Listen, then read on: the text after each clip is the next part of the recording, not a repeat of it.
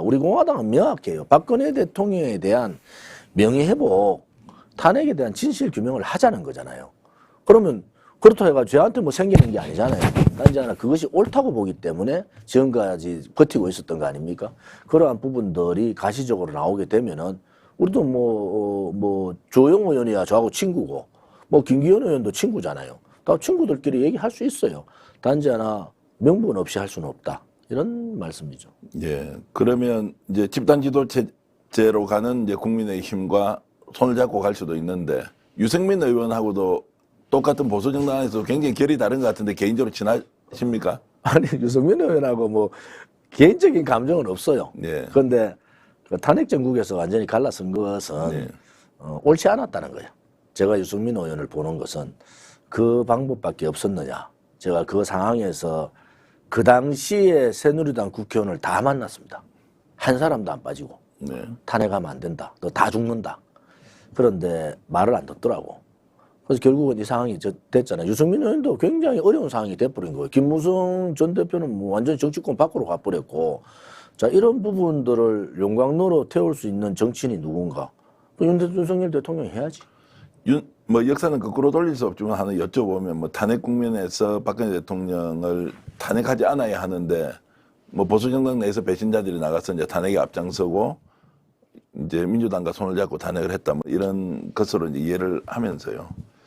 그 당시의 민심으로는 대통령이 내려와야 된다는 게 굉장히 많았지 않습니까? 최순실의 국정농단 이런 부분이 역사를 되돌릴 수는 없지만 만약 그 상황에서 탄핵이 아니고 다른 만약 수단을 선택했다면 어떤 게 있을까요? 지금 그 탄핵 헌법재판소에 올려놓은 문구가 딱 하나입니다.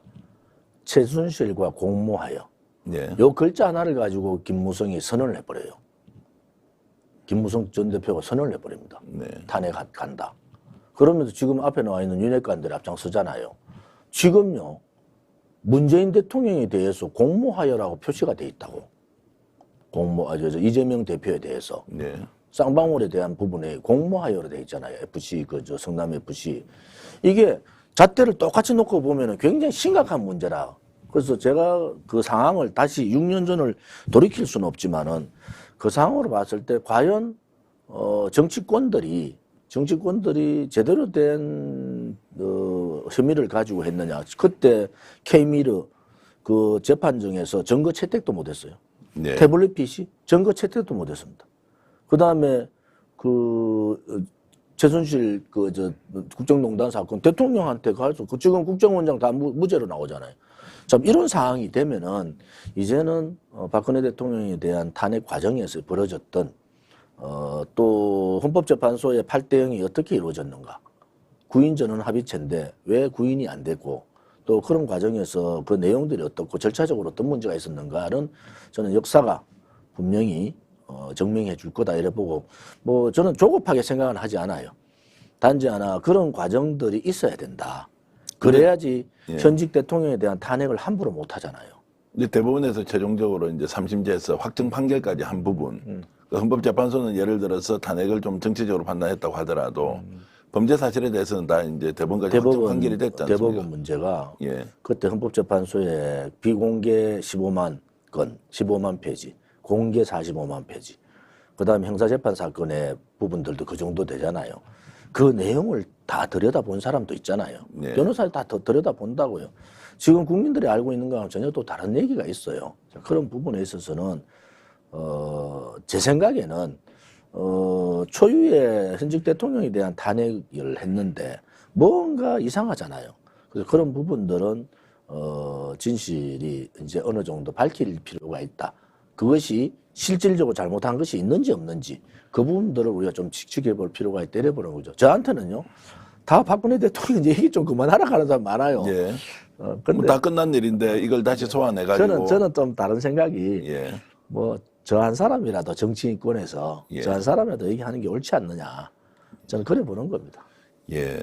엄청난 저는 희생을 감수했죠. 네. 그런데 지금도 그 생각은 변함이 없다. 이렇게 보는 거죠. 개인적으로 하나 여쭤보고 싶은 건 조은진 이제 대표께서 평소에 이제 아스팔트 집회, 애국 보수의 상징, 그리고 이제 마이크 들고 이렇게 바깥에 활동하시는 거 보면 와 정말 놀랄 정도 저 삼성 국회의원 출신 맞나 이런 생각이 들 때도 많았는데요. 최근에 이렇게 이제 적극적으로 방송 활동하시면서 또 아스팔트에서 봤던 느낌보다는 굉장히 이제 현실 정치를 좀 더 폭넓게 이해하고 이것들을 어떻게든 우리나라 여의도 정치판에 좀 담아서 정치를 좀 정상화시켜야 되겠다는 의지가 좀 남다르신 것 같아요. 그게 굉장히 좋은 지적이십니다.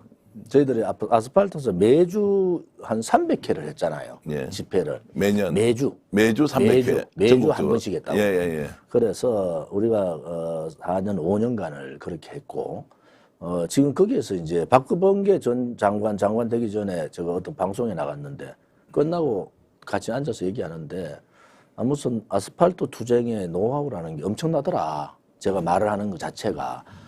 그때 제가 느낀 것은, 이런 내용들을 국민들한테 좀 알려야 되겠다. 우리가 극우가 아니고, 우리가 맨날 경찰들한테 두드려 맞는 극우가 되겠습니까? 네. 그러니까 우리가 극우가 아니라 정상적인 자유우파의 정당이다. 우리 공화당의 가치 또한 자유민주주의 체제, 자유시장 경제, 자유통일 이런 거 아니겠습니까? 이제 그런 부분들을 국민들한테 좀 알릴 필요가 있겠다. 바깥에서 투쟁은 투쟁대로 하되 우리가 이런 생각을 갖고 있습니다. 그래서 제가 스픽스에 나와서 이 말씀 드리는 것도 우리가 가지고 가는 길은 그건 극우의 길, 뭐 나라를 어떻게 하겠다 그 길이 아니고 정상적인 가치를 가진 나라로 가자 이런 생각이거든요. 그런 의미에서 제가 홍보를 할 수 있는 방법이 뭐겠느냐. 그동안에는 뭐 이렇게 요청을 와도 안 나갔어요. 근데 지금은 이제 나가서 적극적으로 말씀들을 좀 드려야 되겠다 이런 생각을 갖고 있습니다. 근데 제가 용어 중에 이제 그 궁금한 거는 우리 보통 보수우파 그러지 않습니까? 그리고 이제 애국 보수우파. 근데 진보 쪽에는 사실 진보 좌파라고 스스로 칭하진 않거든요. 그 이제 좌파 우파, 보수 진보 이걸 굳이 이제 애국 보수 우파라고 이렇게 용어를 쓰는 게 어떻게 다른 이유가 있습니까? 그냥 정통 보수 정당이다 이렇게 가면 되지 않습니까? 그거보다는 아무튼 진보 보수의 프레임을 깨야 된다. 예. 저는 그런 생각을 갖고 있고요. 좌파는 좌파지 진보가 아니에요. 좌파 지금 민주당의 행태는 꼴통 좌파예요. 제가 볼 때는. 그러면 진보의 역할을 못하고 있다. 그런데 거기다가 자꾸 진보를 붙이고 오른쪽은 자꾸 보수를 붙이는 프레임은 안 맞다. 그래서 그냥 좌파 우파 개념을 그래 두는 거죠. 좌파 우파. 또 애국 우파. 뭐 조금 우파 중에서도 국민들이 볼 때 우리 공화당 저 사람들은 정말 처절하다. 그래서 애국자를 붙인 거죠. 그러니까 길거리에 나가서 열심히 이제 정통 보수를 외치는 분들은 이제 애국 우파고 국회에 있는 쪽에는 뭐 양반 우파고 뭐 이렇게 행동하지 양반 않는 우파보다는 그냥 뭐라 그럴까? 그냥 곤대 우파라고 합니까? 아니면 그냥 뭐 우파라고 보는데 예. 단지 지금 국민의힘이 혁신을 할 거냐 말 거냐 개혁을 저는 그 부분에 대해서 굉장히 예의주시하고 있잖아요. 연금, 노동, 교육, 그다음에 그 행정 시스템이라는 게 전체적인 지방 구도를 좀 바꿔야 되겠다 이런 생각을 가지면은 국민의힘이 그걸 할 수 있을까 하는 부분에 대해서 저는 굉장히 예의주시하고 있는 바람이다. 국민의힘이 정부 여당답게 개혁의 과정을 이제 행정적으로 이 여소야대라서 못하는 부분이 있고 할 수 있는 부분이 있어요. 그럼 할 수 있는 부분도 좀 하라는 거지. 지방 가보면요. 지방은 정말 트라우마 정도가 아니잖아요. 우리가 지방의 국세대 지방세가 7대3이란 말이에요. 네. 이거를 6대4로만 바꿔줘도 지방의 숨통이 좀 터요. 그게 45조 들어갑니다. 인간. 우리나라 전체의 45조는 그렇게 큰 돈이 아니다. 네. 저는 그래 보는 거고. 그 다음에 뭐 대구 경북만 보면은 뭐 12석, 13석 이래가지고 24석, 5석 해봐야 무슨 의미가 있냐.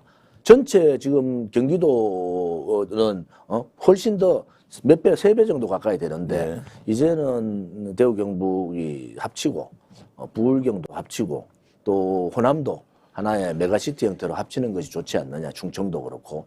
그래서 거기서부터 한번 새로운 패러다임, 새로운 국정운영의 패러다임을 던질 필요가 있다 이래 보는 겁니다.